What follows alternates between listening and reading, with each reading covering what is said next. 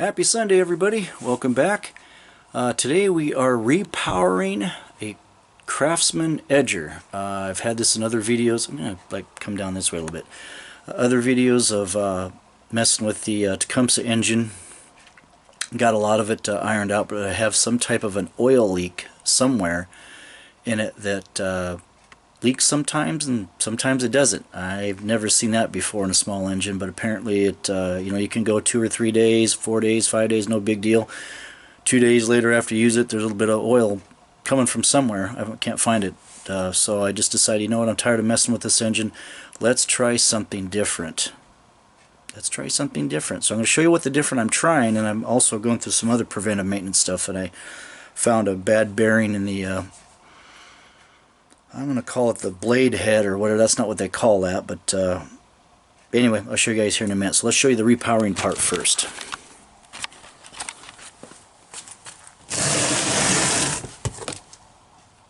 This is what we're using.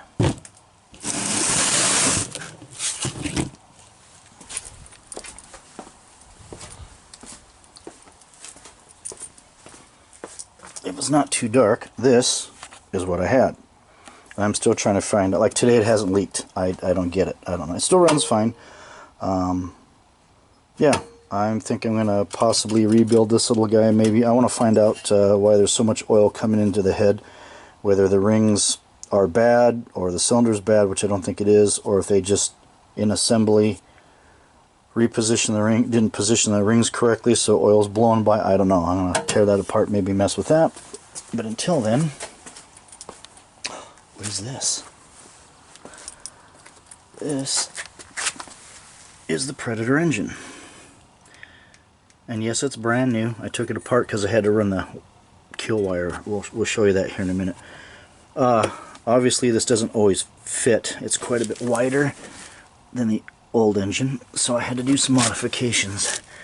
I had to cut a corner off of the air cleaner, so this here will clear.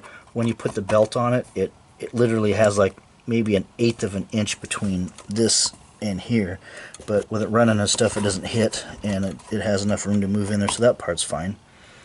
It bolted up pretty well. It doesn't use all the holes. I think it uses 1 over here and 3 on the other side, but that's plenty to hold it down. And this is kind of a hokey way I wired this, but I wired this brake open. This unit doesn't have a brake, and I'm not going to install a brake, so we wired that open. Let's see, throttle. I have to work on that. I'm going to get an external throttle cable. This didn't have the other engine. It just you adjusted the throttle here on the engine. This one doesn't quite work that way, so I'll have to get a throttle cable and probably run up on the handlebars. This here has the original kill switch, which I had that taped up for years and years and years because you could turn the engine on and off down here on the old engine. So we had to run. This wire was a little bit short, so I had to solder a piece in there and run it up there and put a new lug on it. And we ran it down, followed everything, and it comes up in through the engine here. You can't really see because it's underneath there, but it comes to the coil. I don't know if you guys can see that. There's quite a bit of sunlight. I don't know if you can see that. So I put it in here, place where the old one was. The old one I tucked, I don't know if you can see that, I tucked it and put it in here, and it goes to the brake, or at least underneath the brake, so when the brake slides forward it shorts out against there and shuts the engine off. I'm not going to be using that, so we wired that open, put the original wire in here, ran it up, and we'll be using that. Let's see, what else? Had to bend this corner here in a little bit to keep it from hitting the tire when you lower the blade down here to edge. Other than that, that clears now.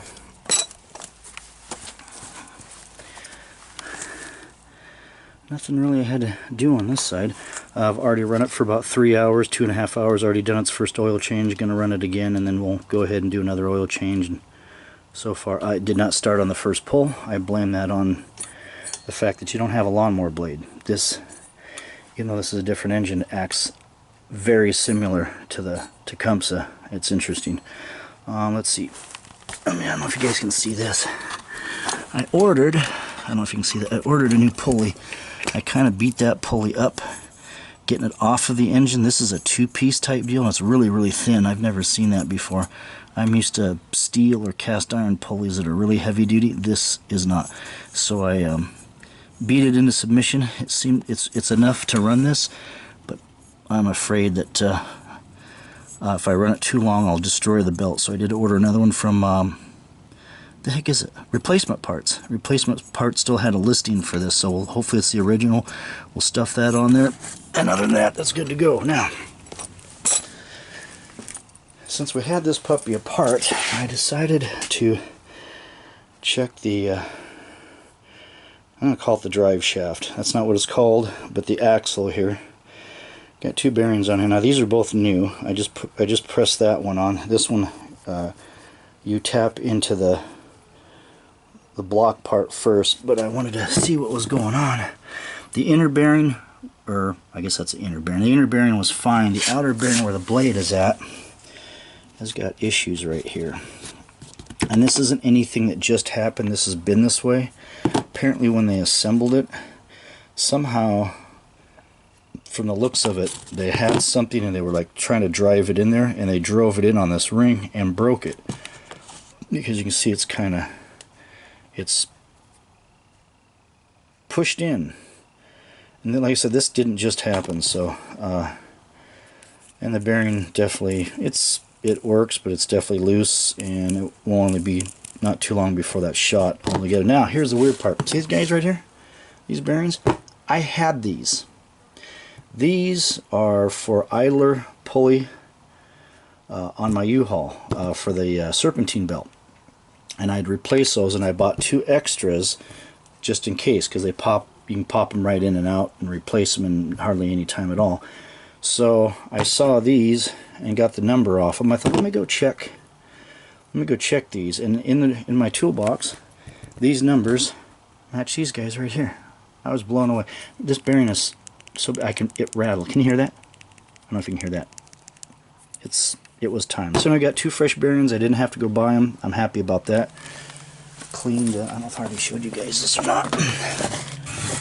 Cleaned all in here. We'll press the bearing in there.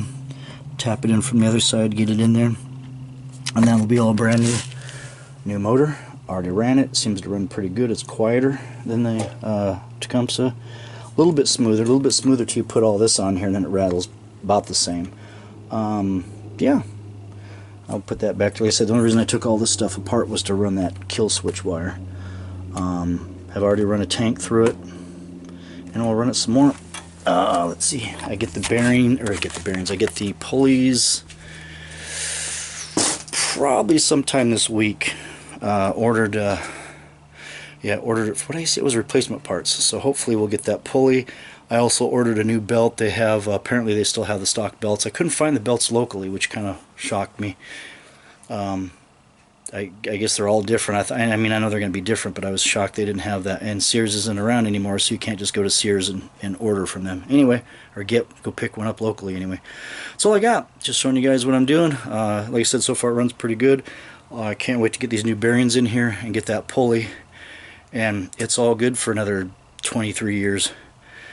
And it saves me, as much as I'd like to have a Trim Pro, I can't part with $600. So you can get them used on online, or on like, I was gonna say not, doggone it. Why it's not coming to OfferUp has some. I tried to get in contact with some other guys to see if they were still for sale, but they never got back to me. So now I've already got this set up, and I'm kind of excited to see how it's gonna edge with 5.5 horsepower, which you don't need. I never ran out of horsepower with a 3.5, but you know what? For 99 bucks, and the engine seems to be in pretty decent quality, which I'm shocked. I know the Chinese are improving their stuff, but it's pretty nice. Unless I throw a rod or something, or a valve pukes or something, I highly doubt I'm going to break this engine. So we'll see. Time will tell. Anyway, thanks for stopping by. Please comment, rate, and subscribe. You guys have a great rest of Sunday. Can't wait for Monday. Oh boy. So I think that's all I got. I had something else. I'll tell you guys later. You guys take care.